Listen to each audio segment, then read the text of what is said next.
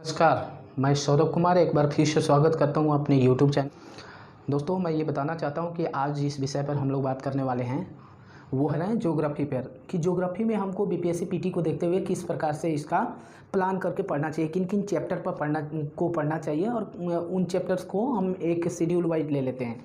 एक डेटा भी हम आपसे शेयर कर रहे हैं, एक अनुमान है जो आपसे शेयर कर रहे हैं कि देखिए भूगोल में जो है, भूगोल से 18 से 22 क्वेश्चन एवरेज आते हैं पीटी में, ठीक है। ज्योग्राफी से क्वेश्चन बनते हैं तो उसमें हम जानते हैं कि भूगोल को दो भाग में बांटा गया है, भौतिक भूगोल और मानव भूगोल, ठीक है। ये अध्ययन का चीज़ है, अगर नहीं जानते हैं तो जब मैं इसका वीडियो बनाऊंगा ज्योग्राफी का तो उसमें आप पढ़ेंगे कि मानव भूगोल क्या होता है और भौतिक भूगोल क्या होता है, ठीक है। फिलहाल अभी इसे सिलेबस भी नहीं समझे, ये सिलेबस भी मैं नहीं बता रहा हूँ, नहीं तो देखने के क्रम में ये कन्फ्यूज़न नहीं पाल लेना है कि सर बताएं और उसमें क्वेश्चन छूट गया, सॉरी क्वेश्चन बोल रहे हैं, ये आपका कोई चैप्टर छोड़ दिए हुए हैं। हाँ, मैं जानबूझ के छोड़ा हूँ क्योंकि वह मुझे महत्वपूर्ण नहीं लग रहा है, इसलिए मैंने छोड़ा हूँ। ये कोई सिलेबस नहीं समझा रहे, ये तो एक रणनीति है, ये उन चैप्टर को टारगेट किया जा रहा है जहाँ से क्वेश्चन बनते हैं, ठीक है। तो अब हम चलते हैं। तो आप जानते हैं 18 से 22 क्वेश्चन ज्योग्राफी से आते हैं। तो 18 से 22 क्वेश्चन में भौतिक भूगोल और मानव भूगोल। छोटे भौतिक भूगोल में अक्सर हम लोग पर्वत पठार के बारे में पढ़ते हैं, तो भौतिक भूगोल से अगर उस 18-22 को देखें कि किससे कितना क्वेश्चन बनता है, तो इसका 40% क्वेश्चन भौतिक भूगोल से होता है और मानव भूगोल से 60% होता है, यानी कि ह्यूमन ज्योग्राफी से ज़्यादा क्वेश्चन एराइज होते हैं और फिजिकल ज्योग्राफी से कम क्वेश्चन एराइज होते हैं, ठीक है। तो हम पहले भौतिक भूगोल को समझ लेते हैं, उसके बाद में हम मानव भूगोल की बात करते हैं। देखिए भौतिक भूगोल है यानी कि फिजिकल ज्योग्राफी का फिजिक, तो वो क्या है, यानी कि भारत और विश्व। हम तो पूरे वर्ल्ड, जब ग्लोब पढ़ते हैं तो पूरे वर्ल्ड के बारे में पढ़ते हैं, उसमें भारत का भी अध्ययन आता है, लेकिन स्पेशलाइज तरीका से नहीं आता है, ठीक है, विशेषीकृत तरीका से नहीं आता है। हम नॉर्मली पूरे दुनिया को जानते हैं और पूरे दुनिया को एक प्लेटफॉर्म मानकर ज्योग्राफी का अध्ययन करते हैं। तो आपको इंडियन ज्योग्राफी भी पढ़ना होगा और वर्ल्ड के परिप्रेक्ष्य में भी इंडिया को के साथ साथ सबको पढ़ना होगा, ठीक है, उस पूरे वर्ल्ड की ज्योग्राफी को समझना होगा। तो विश्व भूगोल की बात करें तो भौतिक का भी दो अंग है। एक तो जब भी हम भौतिक भूगोल पढ़ेंगे तो भारत के लिए अलग से पढ़ेंगे, क्योंकि इंडिया की ज्योग्राफी अलग है, इंडिया का माउंटेन अलग है, इंडिया का पठारी क्षेत्र अलग है, तो उसको और स्पेशलाइज तरीका से पढ़ेंगे। तो यहाँ पर हम भारत और विश्व दोनों पहलू से पढ़ते हैं भौतिक भूगोल को। तो भारत और विश्व को जब पढ़ेंगे तो पहले हम विश्व को लेते हैं। तो इस 40% का 15% वर्ल्ड ज्योग्राफी से क्वेश्चन होता है, सेम उसी चैप्टर वर्ल्ड लेवल से। और इधर जो है भारत का जो फिजिकल ज्योग्राफी का जो चैप्टर है, इसमें जितने चैप्टर कॉमन लग रहे हैं, जैसे कि मैं बता रहा हूँ कि नदी, पर्वत, झील, पठार, मिट्टी, जलवायु, हाँ, इन सभी चैप्टर ये भी में इसमें भी है और इसमें भी है। तो ये वर्ल्ड का हुआ और ये भारत का हुआ। तो इससे यहाँ भारत से यानी कि 25% क्वेश्चन, 40% का 25% और इसका 15% क्वेश्चन क्या होता है कि इससे विश्व से 15% क्वेश्चन, उस 22 में 15% विश्व की फिजिकल ज्योग्राफी से होगा और 25% भारत की फिजिकल ज्योग्राफी से उस 22 क्वेश्चन में पाए जाएंगे, ठीक है। तो अब देख लेते हैं कि भारत की ज्योग्राफी जो कि 25% क्वेश्चन, उस 20 से 22 में 25% क्वेश्चन भारत की फिजिकल ज्योग्राफी से आ रही है, उसमें कौन कौन सा चैप्टर है। तो उस चैप्टर में आप देखेंगे कि नदी, पर्वत, झील, पठार, मिट्टी, जलवायु, ठीक है, और एक छूट गया वनस्पति, सॉरी वनस्पति हमारा ह्यूमन ज्योग्राफी का पार्ट है, मैं यहाँ ये जलवायु, ठीक है। आप इस चीज़ को इतना स्क्रीनशॉट लेंगे या बार बार देख करके इसको नोट कर लेंगे। तो ये मेनली ये चैप्टर है भारत की भौतिक भूगोल का, जहाँ से क्वेश्चन आते हैं। मुझे नहीं लगता है कि इसके अलावा और कहीं से क्वेश्चन ये राइज करते हैं। उसके बाद में वर्ल्ड ज्योग्राफी की बात करें तो इसमें भारत के भौतिक भूगोल में एक चीज़ छूट गया था कि इस 25% का 8 से 10% क्वेश्चन स्पेशली बिहार की ज्योग्राफी से होता है। अब आप जब भारत की ज्योग्राफी पढ़ेंगे तो स्पेशली आपको बिहार को देख के पढ़ना होगा कि बिहार का पर्वतीय क्षेत्र, बिहार की प्रमुख नदियाँ, बिहार की ज्योग्राफी को भी आप अच्छी तरह से समझ के जाएंगे, फिजिकल ज्योग्राफी को, ठीक है। आप अगर नहीं पढ़े तो आपके लिए थोड़ा टफ हो सकता है कि ये सब समझना। अगर आप पढ़े हुए हैं तो आपको अच्छा समझ में आएगा। आप हमें कमेंट कीजिएगा, जो भी पूछना होगा वो मैं आपको कमेंट में बताऊँगा।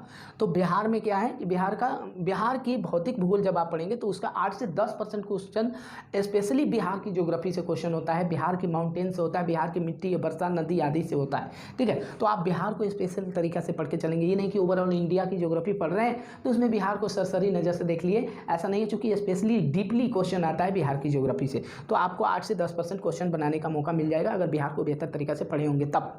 अब आगे बात करते हैं विश्व की। तो विश्व की जब हम बात करते हैं तो विश्व में पर्वत, पठार, सौर तंत्र यानी कि ब्रह्मांड, वहीं ग्रह उपग्रह के बारे में, भूकंप, ज्वालामुखी, समुद्र और जलवायु, पवन, वायुदाब, झील, नदी और मरुस्थल, ऐसे कुछ 10-12 चैप्टर हैं वर्ल्ड के फिजिकल ज्योग्राफी का जहां से मोर देन क्वेश्चन आते हैं। मैं ये नहीं कह रहा हूं कि इसके अलावा आप फिजिकल ज्योग्राफी का क्वेश्चन ही नहीं बनता है, बहुत चैप्टर हैं और वहां से भी क्वेश्चन बनते हैं, लेकिन अधिक से अधिक क्वेश्चन आप इतना पढ़ के जाएंगे तो मुझे नहीं लगता है, इस टोटल प्लानिंग को आप समझ के जाएंगे तो आपको पीटी पास होने से कोई नहीं रोक सकता है। अगर आप उतना जो छूट रहा है उसको पढ़ेंगे तो आपको एक विशाल समुंदर सा सिलेबस दिखाई देगा और उस सिलेबस को कंप्लीट करना थोड़ा टफ हो जाएगा। पहले इस पर प्लान करके इतना नॉलेज ले लीजिए ताकि आपके अंदर कॉन्फिडेंट आ जाए कि नहीं, मैं पास यानी कि पीटी पास करने की से मतलब मैं निकल जाऊंगा, पास कर सकता हूं, अब मैं एक्स्ट्रा में वो पढ़ रहा हूं ताकि मेरा मार्क्स अधिक आए। ठीक है, तो वो बात की चीज़ है, पहले इस प्लानिंग पर आप पढ़िए। उसके बाद में मानव भूगोल की बात कर लेते हैं। ठीक है, तो मानव में भी विश्व है, भारत है। मानव भूगोल टोटल ज्योग्राफी में पूछे गए प्रश्न का 60% क्वेश्चन होता है मानव भूगोल से।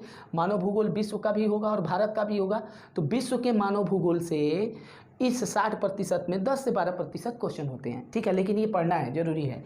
और भारत का इस मानव भूगोल 60% में 50 से 45% क्वेश्चन किसका होगा, भारत की ह्यूमन ज्योग्राफी से होगा।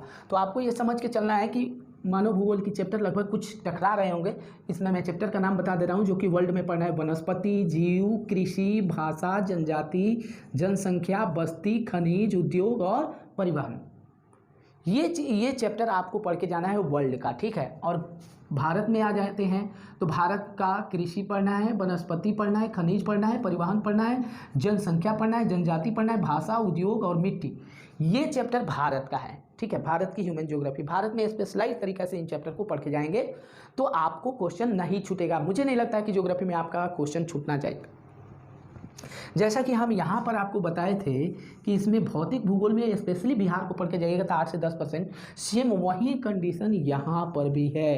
अगर आप ह्यूमन ज्योग्राफी पढ़ के जाते हैं और भारत की ज्योग्राफी जिस समय पढ़ रहे होते हैं उस समय यदि बिहार को अच्छी तरह से पढ़ के जाइएगा, बिहार के ह्यूमन ज्योग्राफी को अच्छा से समझ के रखिएगा, तो अकेला बिहार सेक्टर से आपको 15% क्वेश्चन आप मार के आ सकते हैं। ठीक है, 15% क्वेश्चन आप बिहार की तरफ से, बिहार को डीपली पढ़े रहेंगे तो ह्यूमन ज्योग्राफी में आपका बनेगा। चूँकि बिहार आउट ऑफ इंडिया नहीं है, बिहार देश के अंदर ही है, लेकिन ये एग्ज़ाम बिहार ऑर्गेनाइज करता है, इसलिए बिहार से संबंधित क्वेश्चन डीपली पूछे जाते हैं। ठीक है, उम्मीद है कि आपको इसका ये ज्योग्राफी का जो मैंने प्लान बताया, जो चैप्टर बताया कि ज्योग्राफी में आपको कैसे पढ़ना है, एक और सलाह रहेगा आपको ज्योग्राफी के लिए कि ज्योग्राफी में जो भी पढ़े अधिक से अधिक मैप का प्रयोग करें, अधिक से अधिक नक्शा का प्रयोग करें, मानचित्र का प्रयोग करें, एटलस का प्रयोग करें, जिससे कि आपको आसानी से समझ में आ जाए। आज टेक्नोलॉजी का दुनिया है, अगर आपको नहीं समझ में आता है तो उसके लिए कई तरह के वीडियो उपलब्ध हैं, मेरे चैनल पर नहीं होंगे, दूसरे के चैनल पे होंगे, आप उसे देखिए। ठीक है, और इसको देख करके समझने की कोशिश कीजिए। ठीक है, हमारे चैनल पर फिलहाल ये आपको मिल रहा है और इससे जुड़ी हुई और जानकारी, मैपिंग भी हम उपलब्ध कराएंगे धीरे धीरे और आपको मैं बताऊंगा। ठीक है, इन चैप्टर्स पर और कमांड कैसे होगा ये अगले वीडियो में बताएंगे। फिलहाल अभी प्लानिंग चल रही है कि हमें इन चैप्टर को पढ़ना है, तो अगले सब्जेक्ट की तरफ चलते हैं। अगला सब्जेक्ट हम लोग देखते हैं कि उसके चैप्टर्स और उस विषय पर क्या प्लान है। हेलो दोस्तों, अभी थोड़ा देर पहले हम आपसे बात किए थे कि ज्योग्राफी के बारे में। अब हम बात करेंगे इंडियन पॉलिटी, भारतीय राज्य व्यवस्था के बारे में। भारतीय राज्य व्यवस्था बहुत ही महत्वपूर्ण सब्जेक्ट है और बहुत ही इंटरेस्टिंग सब्जेक्ट है, लेकिन इससे प्रश्न भी आते हैं बहुत ही इंटरेस्टिंग टाइप के। आप इसको अगर मन से एक बार पढ़ ले तो मुझे नहीं लगता कि ये भूलने वाला, ये ऐसा सब्जेक्ट है कि आप इसे भूल जाएंगे अगर बेहतर तरीके से पढ़ रहे हैं तब।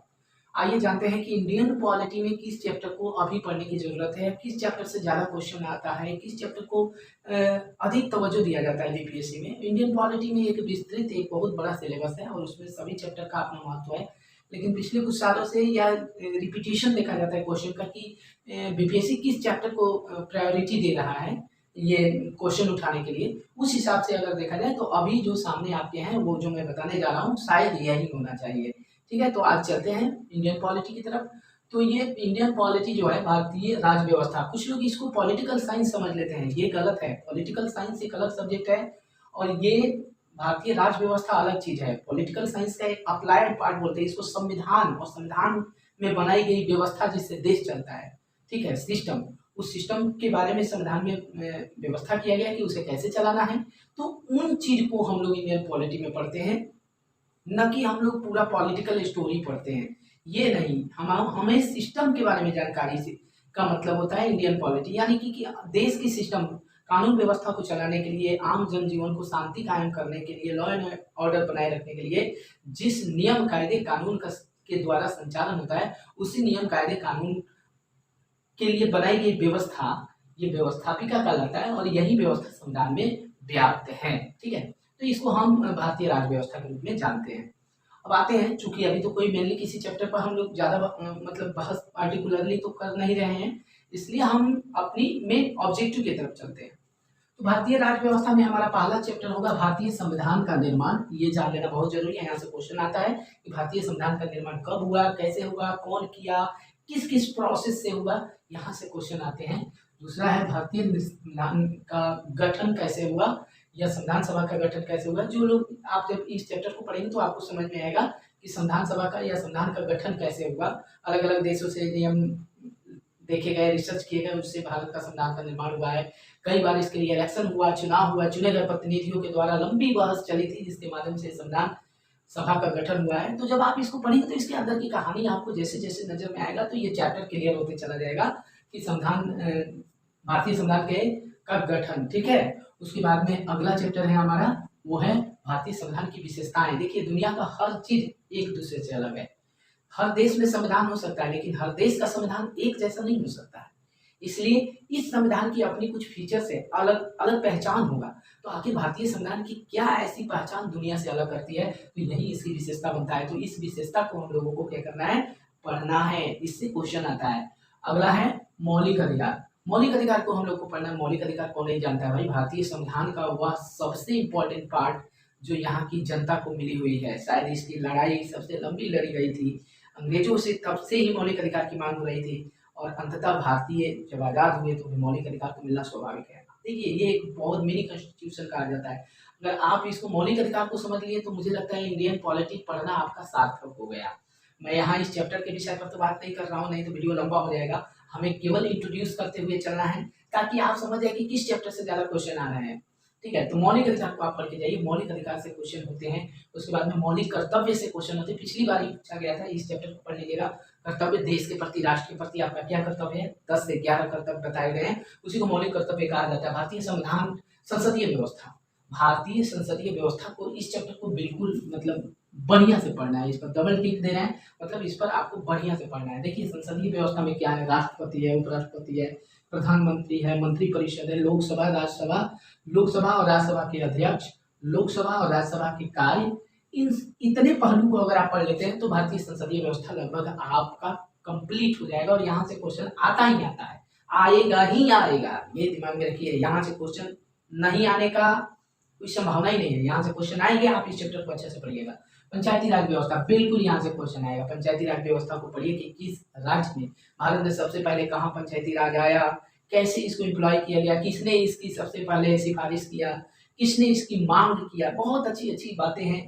पंचायती राज व्यवस्था क्यों जरूरी है, फिर बिहार में कैसा पंचायती राज व्यवस्था है, ये क्वेश्चन पूछा गया था हमेशा। बंगाल में कैसा है, केरला में कैसा है, कई स्तर के पंचायती राज व्यवस्थाएं हैं, ठीक है। तो इसको आप बेहतर तरीका से पढ़ना है। केंद्र राज्य संबंध, बिल्कुल देखिए, आप इस चैप्टर को पढ़ के जाना ही जाना है। देखिए, केंद्र राज्य संबंध क्या है, स्टेट गवर्नमेंट और सेंट्रल गवर्नमेंट, ये दोनों एक अलग यूनिट है। दोनों का काम है शासन प्रशासन ही, लेकिन दोनों का दायरा अलग है। स्टेट गवर्नमेंट का दायरा केवल राज्य तक है और सेंट्रल का दायरा पूरे देश तक है।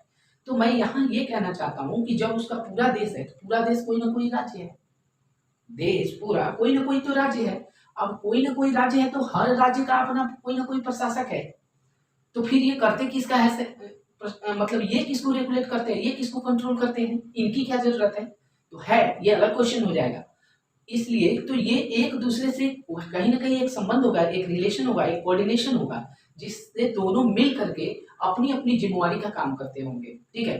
तो यही एक दूसरे की जिम्मेवारी को जानना ही केंद्र राज्य संबंध को जानना है, ठीक है। ये बहुत इंपॉर्टेंट चैप्टर है, हमें चैप्टर नहीं पढ़ाना है, नहीं तो हम चैप्टर के गहराई में घुसने लग रहे हैं या समझाने लग रहे हैं। अभी हमको राज्य के नीति निर्देशक तत्व अगला चैप्टर है, ठीक है। तो अगला चैप्टर ये भी बहुत वीवीआई चैप्टर है, इसको पढ़ के जाइए, यहाँ से क्वेश्चन आता है। आपातकाल, बिल्कुल क्वेश्चन यहाँ से बनता है। संविधान संशोधन, एकदम इसको पढ़ के जाना है। न्यायपालिका, न्यायपालिका तो पढ़ना ही पढ़ना है। आप जानते हैं न्यायपालिका का अपना एक हायरार्की है। हमारे देश की सर्वोच्च न्यायपालिका सुप्रीम कोर्ट, उसके नीचे हाई कोर्ट, उसके नीचे डिस्ट्रिक्ट कोर्ट, उसके नीचे ब्लॉक स्तर का अनुमंडल, उसके बाद में सबसे नीचे विलेज पंचायत। ये भी एक न्यायपालिका का सबसे निचला अंग माना जाता है। जब आप पढ़ेंगे तो सबको अलग अलग करके पढ़ेंगे, ठीक है। हाई कोर्ट को अलग करके पढ़ेंगे, डिस्ट्रिक्ट कोर्ट को अलग से, और उसके बाद में सुप्रीम कोर्ट को अलग से। जब अलग अलग पढ़ेंगे तो आपको बहुत बेहतर तरीका से ये न्यायपालिका समझ में आएगा। निर्वाचन, बिल्कुल अभी निर्वाचन का समय चल रहा है भाई, इसके बारे में जान लेना बहुत बेहतर है। ये निर्वाचन आयोग या निर्वाचन पद्धति भारत का क्या है, इंडियन पॉलिटी का इसके क्या क्या रूल होते हैं। अभी हाल फिलहाल में देख रहे हैं कि अभी जहां आचार संहिता लागू हो जाता है वहां पर न कोई सीएम होता है न कोई पद होता है। तो सोचिए उस टाइम में उस राज्य का या उस देश का शासन प्रशासन किसके अधीन होता है, कौन चलाता है, ठीक है। तो उस समय देश में प्रशासनिक निर्णय लेने की क्षमता चला जाता है इलेक्शन कमीशन के पास, और वो जिस तरह से प्रशासन को आदेश करता है वही काम होते रहता है, ठीक है। इसलिए देखते हुएगा प्रशासन जो निर्वाचन आयोग है उस समय पूरा टाइट व्यवस्था रहता है। आपका गाड़ी चेक होने लगता है, हर चीज दुरुस्त हो जाता है, क्योंकि वह अपने आदेश में ले लेता है, ठीक है। तो अभी हम लोग निर्वाचन, उसके बाद में अगला पढ़ेंगे राज्य सरकार। राज्य सरकार की बात करें तो राज्य सरकार में आपको पढ़ना होगा गवर्नर, मुख्यमंत्री, विधानसभा, विधान परिषद, महाधिवक्ता आदि, ठीक है। तो ये सब चीजें आपको इंडियन पॉलिटी का ये चैप्टर इतना पढ़ के जा रहे हैं, एक भी क्वेश्चन नहीं छूटेगा। लगभग क्वेश्चन हम बना के आएंगे, अगर 99%, ठीक है, इतना बना के आइएगा। इसमें 15 से 17 क्वेश्चन पूछे जाते हैं, आप बना के आएंगे। कुछ क्वेश्चन डेटा वाला होता है जो आप रट के जाएंगे तो बेहतर होगा, ठीक है। तो ये कंफर्म है कि आपको उम्मीद है कि आपको ये बेहतर तरीका से आपको एक लाइनअप मिल रहा है, एक आपको एक डायरेक्शन मिल रहा है जिस डायरेक्शन पर आपको चलना है, ठीक है। इतना पढ़ लीजिए, उसके बाद में और अगर इच्छा हो तो मोटी मोटी किताबें खरीद कर आप पढ़ सकते हैं, लेकिन पहले इतना कर लो ताकि एग्जाम के समय पछताना ना पड़े। तो अभी फिलहाल हम अगले सब्जेक्ट की तरफ चलते हैं कि अगला सब्जेक्ट हमारा क्या होगा और अगले सब्जेक्ट में किस तरह की रणनीति का पालन हम लोग को करना है, ठीक है। अभी हम इंडियन पॉलिटी के बारे में पढ़ें। तो आइए दोस्तों, अब हम बात करते हैं इंडियन इकोनॉमी के बारे में। जैसा कि इससे पहले मैंने जितने भी सब्जेक्ट के बारे में आपको प्लान बताया था, सभी के सभी काफ़ी महत्वपूर्ण है। उसमें से एक महत्वपूर्ण विषय आपका भारतीय अर्थव्यवस्था भी है। देखिए, बहुत सारा विद्यार्थी इसमें भी कंफ्यूज हो जाते हैं कि अर्थशास्त्र की अर्थव्यवस्था, अर्थव्यवस्था अर्थशास्त्र नहीं। अर्थशास्त्र एक व्यापक सब्जेक्ट है, एक बहुत बड़ा सब्जेक्ट है। हालांकि ये अलग नहीं है, ये भी उसी का अंग है, पार्ट है। अर्थशास्त्र का ये अप्लाइड पार्ट अर्थव्यवस्था कहलाता है। मैं बार बार जिसमें व्यवस्था लगा हुआ सिस्टम के बारे में जानकारी देना होता है। व्यवस्था शब्द जिस सब्जेक्ट में लगा है, समझ जाइए कि वह अपने क्षेत्र के सिस्टम के बारे में जानकारी दे रहा है, व्यवस्था के बारे में जानकारी दे रहा है कि कैसे उसका क्षेत्र चलता है, कौन चलाता है, ये सब चीज़ जानकारी देगा। उसकी संस्था, उनके ऑर्गेनाइजेशन और उसके नियम, उसकी नीतियाँ, उसकी प्रक्रिया, ये सब जो है वो अप्लाइड पार्ट कहलाता है और ये सब व्यवस्था के अंतर्गत आते हैं, ठीक है। तो अभी जो हम आपसे बात करने वाले हैं वो है भारतीय अर्थव्यवस्था के बारे में, इंडियन इकोनॉमी के बारे में। देखिए, यहाँ से क्वेश्चन, अच्छा खासा क्वेश्चन आता है। लगभग आपको भारतीय अर्थव्यवस्था से 15 क्वेश्चन यानी 12 से 15 क्वेश्चन आते हैं, ठीक है। बढ़ भी सकता है क्योंकि करेंट अफेयर में इंक्लूड होते रहता है, बहुत सारा डेटा बदलते रहने के कारण वह करेंट अफेयर का क्वेश्चन लगने लगता है, लेकिन वो रहता है इकोनॉमी का ही है। देखिए, तो भारतीय अर्थव्यवस्था में आपको पढ़ना क्या है, कौन कौन से चैप्टर से ज़्यादा क्वेश्चन आते हैं। मैं बार बार कह रहा हूँ कि यह कोई सिलेबस नहीं है, ये प्लान है। हम आपको इसलिए बता रहे हैं ताकि इसी चैप्टर को आप ज़्यादा पढ़ें, बीपीएससी पीटी क्रैक करने का, ठीक है। ये प्लान है, इसे सिलेबस कभी नहीं समझे। तो भारतीय अर्थव्यवस्था का जो चैप्टर है पहला, पंचवर्षीय योजना और को पढ़ना है। पंचवर्षीय योजना आप पढ़ेंगे तो योजना आयोग के बारे में भी जानकारी लेंगे और पंचवर्षीय योजना अभी तक जितनी चली है उसमें कैसे कैसे देश का ग्रोथ हुआ, किस तरह से देश किस तरह की समस्याओं से जूझ रहा था आज़ादी के समय से लेकर आज तक, और धीरे धीरे क्या क्या परिवर्तन किए गए, ये तमाम प्रकार की इतिहास आपको उसमें जानने को मिलेगा पंचवर्षीय योजना में, और किस तरह से देश में आर्थिक प्रगति किया। तो पंचवर्षीय योजना प्लस नीति आयोग, साथ में उसमें नीति आयोग पढ़ लेना, चूँकि हमारा यहाँ प्लानिंग कमीशन समाप्त हो चुका है। उसके बाद में गरीबी और बेरोजगारी बेरोजगारी बिल्कुल पढ़ना है, गरीबी का डेटा अभी वर्तमान का डेटा आपको पढ़ना है, अप टू डेट चीज़ पढ़ना है। भारत में गरीबी किस स्तर पर है, बेरोजगारी तो आलम ही मत पूछिए कि बेरोजगारी किस हद तक, किस स्तर तक बढ़ चुकी है। ये आपको जब पढ़ेंगे तो आपको बहुत सारी आंकड़े अचंभित करेंगे। आप इसको पढ़िए, हो सकता है बेरोजगारी का मुद्दा चल रहा है, यहाँ से क्वेश्चन आना ही आना है। उसके बाद में मुद्रा एवं बैंकिंग, खास करके बैंकिंग और बैंकिंग से रिलेटेड मुद्रा के बारे में, अलग अलग कंट्री के बारे में, और हमारे यहाँ की मुद्रा, दूसरे देश की मुद्रा, डॉलर, ये तमाम प्रकार की, और उससे जुड़ी मनी एंड बैंकिंग का मतलब, यहाँ मुद्रा का मतलब केवल करेंसी के बारे में जानना नहीं है, यानी कि करेंसी का वैल्यू कैसे बनता है, किसी देश का करेंसी का वैल्यू गिरता कैसे है, या करेंसी के वैल्यू में अलग डॉक्यूमेंट कैसे काम करते हैं, जैसे में चेक, डिवेंचर, इस टाइप के। तो ये मुद्रा वाला पार्ट में आप पढ़ेंगे, और बैंकिंग वाले पार्ट में आप देखेंगे कि भारत में बैंकिंग का हिस्ट्री क्या रहा है, कैसे बैंकिंग आई, और कितने बैंक नेशनलाइज है, कितने बैंक किस किस स्टेज में नेशनलाइज किए गए, और इनका कंट्रोल कौन करता है। फिर बात आ जाएगी आरबीआई की, आरबीआई कैसे कंट्रोल करता है। बड़ा इंटरेस्टिंग चैप्टर है मुद्रा और बैंकिंग, इसको आप पढ़ेंगे तो आपको यहाँ से क्वेश्चन आता है, और यहाँ से आपको आरबीआई से तो क्वेश्चन आता ही आता है। आप इसको बढ़िया से पढ़िएगा, ठीक है, मुद्रा एवं बैंकिंग को। बाकी हम लोग पंचवर्षीय योजना, गरीबी बेरोजगारी और मुद्रा एवं बैंकिंग, ठीक है। राष्ट्रीय आय, बिल्कुल वीवीआईपी चैप्टर है, यहाँ आपको पढ़ना है कि भारत का राष्ट्रीय आय का अभी स्थिति क्या है, जीडीपी, जीएनपी, एनएनपी, इन सब चीज़ों को आप पढ़ेंगे, यहाँ से क्वेश्चन आता ही आता है, ठीक है। निर्माण और विनिर्माण उद्योग, इनसे क्वेश्चन आएंगे, इसको पढ़ के जाना है, अच्छा तरीका से पढ़ के जाना है। सरकारी योजना एवं परियोजना, बिल्कुल वीवीआई यही चैप्टर है, यहाँ से क्वेश्चन आता ही आता है। चूँकि अगर आप इसको नहीं पढ़ के जाएंगे तो समझिए इकोनॉमी का आप 1-2 क्वेश्चन छूटने वाला है आपका, चूँकि भारत सरकार या राज्य सरकार के द्वारा तरह तरह की परियोजनाएं शुरू की गई है। उस योजनाओं का क्या उद्देश्य है, कौन शुरू किया, कब शुरू किया, ये सब डेट, घटना आपको इस तरह से याद करके जाना है, ताकि आपसे कोई वहाँ लेख नहीं लिखवाया जा रहा है, ऐसे नहीं लिखवाया जा रहा है, आपको ऑप्शन मिलेगा। आप अगर इसको अच्छा से पढ़ के जाएंगे तो आप अच्छा आंसर मार के आएंगे और आप क्रैक करेंगे, ठीक है। तो सरकारी योजना और परियोजना, कृषि और कृषि नीति, देखिए हाल फिलहाल में अभी कृषि नीति लाया गया है और किसानों ने उसका विरोध भी किया, सपोर्ट भी किया। तो आप जब पढ़ेंगे तो उसमें उसको कृषि नीति को पढ़ेंगे तो आप समझेंगे, वहाँ से क्वेश्चन होगा, वो उसको पढ़ लेना है, ठीक है। शिक्षा नीति को भी पढ़ लेना है, अलग से मैं बोल रहा हूँ, ठीक है, शिक्षा नीति को,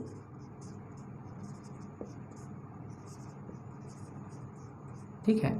सर्विस सेक्टर का ये चीज़ है, तो शिक्षा नीति को आपको पढ़ के जाना है। यहाँ से भी क्वेश्चन हो सकता है। प्रत्यक्ष विदेशी निवेश, इसको आपको पढ़ के जाना है। प्रत्यक्ष विदेशी निवेश किस सेक्टर में कितना है, कैसे है, ये जब आप पढ़ेंगे तो भारत की इकोनॉमी के बारे में आपको अच्छा खासा अंदाज़ा हो जाएगा कि हमारे देश में विदेशी भूमिका कितनी है। या अभी जो आप हल्ला हो रहा है कि चाइनीज ऐप या चाइनीज कंपनी या डिफरेंट अलग अलग देशों के कंपनी जो हमारे देश में अभी है, उन देशों की क्या इन्वॉल्वमेंट है, कौन सी कंपनी किस तरह से इन्वेस्ट किया है, हमारे देश में कौन सा प्रोजेक्ट चला रही है। जानकारी के लिए आपको बता दें कि हमारे देश का जो बुलेट ट्रेन का प्रोजेक्ट है वह एक एफडीआई यानी कि फॉरेन डायरेक्ट इन्वेस्टमेंट है, और वो भी जापान के सहयोग से आपके यहाँ ये बुलेट ट्रेन बनने जा रही है। शायद इतना बड़ा इन्वेस्टमेंट अभी एशिया में चाइना के पास है और भारत के पास होने जा रहा है, और जापान के पास तो खैर पहले से था ही। ये तीसरा ऐसा देश होगा जिसके यहाँ इतनी बड़ी इन्वेस्टमेंट जापान होने जा रहा है एशिया में, और वो भी जापान के द्वारा। हालांकि इसकी मांग पाकिस्तान ने जाके चीन से किया था कि यदि जापान भारत को बुलेट ट्रेन दे रहा है तो मुझे भी बुलेट ट्रेन का सहयोग आप कीजिए, आपके यहाँ बुलेट ट्रेन चलता है। तो चीन ने ऐसा इन्वेस्टमेंट पाकिस्तान में करने से मना कर दिया, कहा अभी हम, मतलब जो भी बोला हो, लेकिन वो नहीं किया, ठीक है। अगला है प्रत्यक्ष विदेशी निवेश के बाद में कर व्यवस्था, टैक्सेशन, यानी हम जानते हैं कि हमारे देश में कई तरह के कर हैं, उन प्रोसेस के आधार पर उन कर को आप लोग को पढ़ना है, कर व्यवस्था के बारे में, टैक्स व्यवस्था के बारे में। देखिए ये था इकोनॉमी का चैप्टर जिसको आपको पढ़ के जाना है, ठीक है। अगला है, देखिए अब इसी में बिहार स्पेशल भी पढ़ना है इकोनॉमी को लेकर। बिहार स्पेशल भी आपको पढ़ के जाना है। कैसे? क्योंकि बिहार स्पेशल में अब क्या पढ़ना है, इतना नहीं पढ़ना है। बिहार स्पेशल में आपको पढ़ना है राज्य सरकार की नई नीतियाँ, यानी राज्य सरकार भी कुछ अलग अलग पॉलिसी, नीति, आर्थिक नीति लेके आती है, उसको आपको पढ़ के जाना है। चूँकि बीपीएससी है तो बिहार सरकार की नई आर्थिक नीतियों से क्वेश्चन पूछेगा, ठीक है। उसकी अपनी योजना क्या कर रहा है राज्य में, कोई ऐसा योजना, ठीक है, उसकी अपनी परियोजना राज्य सरकार की, उसका अपना उद्योग धंधा जो नया लगा रहा है या किसी उद्योग को नुकसान पहुंच रहा है तो वो भी आर्थिक जगत का ही नुकसान हुआ, तो इसमें पढ़ के जाना है। या राज्य सरकार अर्थव्यवस्था में कोई सुधार किया है तो उस सुधार को भी आपको पढ़ के जाना है, यहाँ से क्वेश्चन आएंगे, ठीक है। तो आप बिहार सरकार की अपना आर्थिक सर्वे यानी कि का कोई बुक होगा जो बिहार स्पेशली इकोनॉमी के बारे में डेटा देता होगा, तो आप उस बुक को खरीदिए और उसको पढ़िए, ठीक है। उसके बाद में अब हम, ये था इकोनॉमी का, ठीक है। इस इकोनॉमी को, ये चैप्टर आपको पढ़ के जाना है। एक बार मैं बता दे रहा हूँ, पंचवर्षीय योजना, गरीबी बेरोजगारी, मुद्रा बैंकिंग, राष्ट्रीय आय, जीएनपी, एनएनपी, ठीक है, निर्माण विनिर्माण उद्योग, सरकारी योजना एवं परियोजना, कृषि नीति, भुगतान संतुलन, व्यापार संतुलन, प्रत्यक्ष विदेशी निवेश, शिक्षा नीति, कर व्यवस्था और राज्य सरकार की कुछ स्पेशल बातें जो मैंने आपको बताई। अब इसके अलावा आगे आते हैं हम लोग साइंस पर, सामान्य विज्ञान पर। देखिए काफ़ी महत्वपूर्ण है ये, 30 से 35 क्वेश्चन आपको यहाँ से होंगे। सोचिए, सामान्य विज्ञान वाले सेक्टर को खूब मजबूत करना है, नहीं तो आप बहुत बड़ा पार्ट आप खो के चले आएंगे। सामान्य विज्ञान को खूब मेहनत करना है, अच्छा सा बुक से पढ़ना है, ठीक है। सामान्य विज्ञान में, अब सामान्य विज्ञान में पढ़ना क्या क्या है, तो वो तो हमको पता ही है, बायो, केमिस्ट्री, फिजिक्स और केमिस्ट्री, ठीक है। ये तीनों पेपर पढ़ना है, जो विज्ञान का तीन पेपर है ना, वो तीनों पार्ट को पढ़ना है। लेकिन इसमें भाई अगर रैंकिंग की बात करूं कि इस 30 से 35% में सबसे ज़्यादा अंक या सबसे ज़्यादा क्वेश्चन किससे बनता है, तो वो हो जाएगा आपका बायो, ठीक है। ये मैं इसको 1 नंबर पर मानता हूँ, इसको 2 नंबर पर और इसको 3 नंबर पर, केमिस्ट्री को, ठीक है। फिजिक्स, तो इस तरह से बायो पर ज़्यादा जोर देना, बायो से अधिक क्वेश्चन बनते हैं, ठीक है। अब बात करते हैं कि इसका चैप्टर, तो ये 3 सब्जेक्ट है और 3 सब्जेक्ट का, जब अब साइंस की बात आ रही है तो मैं थोड़ा सा एक और इन्फॉर्मेशन पहले दे दूं, तब मैं एनालिसिस करूंगा। साइंस में आपको न्यूमेरिकल पार्ट से क्वेश्चन नहीं होता है। बीपीएससी के किसी भी मेंस में भी अगर साइंस से क्वेश्चन कोई पूछ लिया तो न्यूमेरिकल आपको मैथमेटिकल पार्ट से क्वेश्चन नहीं होता है। जैसे आप इंटर में या किसी इंटर में आप साइंस पढ़ते होइएगा या मैट्रिक में भी आप देखते होइएगा कि जो साइंस होता है, साइंस का कुछ चैप्टर होता है या साइंस का एक पार्ट होता है, एक अंग होता है कि उसमें मैथ बनाना पड़ जाता है, उसमें मैथमेटिक्स घुस जाता है। जैसे कि आप देखते होइएगा बीपीएससी फिजिक्स में, तो फिजिक्स में क्या है, फिजिक्स आगे चलकर पूरा मैथ हो जाता है, तो उस वाले पार्ट से वैसे क्वेश्चन को नहीं पूछा जाता है, यानी कि वहाँ मैथमेटिकल क्वेश्चन या मैथमेटिकल पार्ट से कोई क्वेश्चन नहीं बनता है, ठीक है। न्यूमेरिकल से कोई क्वेश्चन नहीं बनता है। यहाँ सामान्य विज्ञान का अर्थ है अप्लाइड पार्ट्स, आम जनजीवन में विज्ञान की कोई अवधारणा, कोई नियम, कोई फार्मूला या कोई तत्व या कोई यौगिक जो आम जनजीवन में यूज हो रहा है, उसी से संबंधित विज्ञान का क्वेश्चन बनता है। तो अब आप कहेंगे कि ये कहाँ, इसका कोई किताब है, तो बिल्कुल है,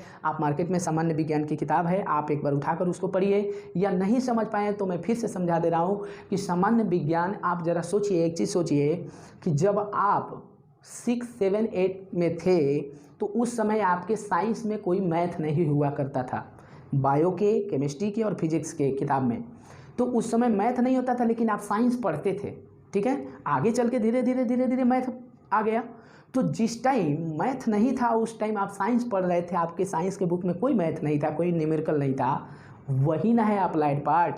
तो आप 6 क्लास से लेके 6 छोड़ दीजिएगा, 7th, 8th, 9th, 10th, ये 10वां तक का आप अप्लाइड पार्ट का साइंस का कोई बच्चा से किताब लीजिए और उसको पढ़िए आप, ठीक है। वहीं से क्वेश्चन आएगा, उससे ऊपर के साइंस के से क्वेश्चन नहीं आते हैं, ठीक है।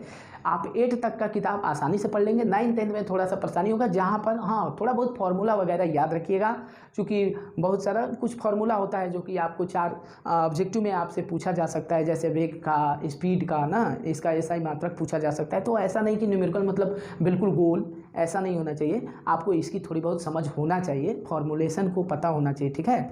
तो आपको ये सब यानी कि सामान्य विज्ञान में आपको ये जानना चाहिए।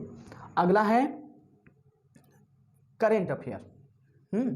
अब करेंट अफेयर की बात करते हैं। देखिए करेंट अफेयर में आपको 3 स्तर की न्यूज़ की जानकारी होना चाहिए।